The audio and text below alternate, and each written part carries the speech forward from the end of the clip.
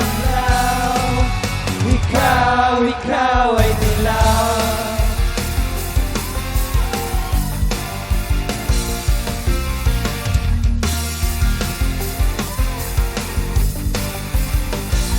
Kiusap lamang, huwag na nang umasa, na di ko pa alam, hindi pa ba halata? Bakit di pa aminin? Alam ko lang ito, di mo man sabihin, ramdam sa kilos mo. Baka akalain mo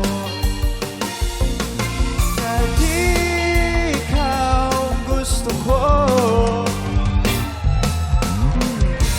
Paano natin malalaman? Huwag mo na pakiramdaman. Bakit hindi pa subukan? Nagkakahiyaan na naman.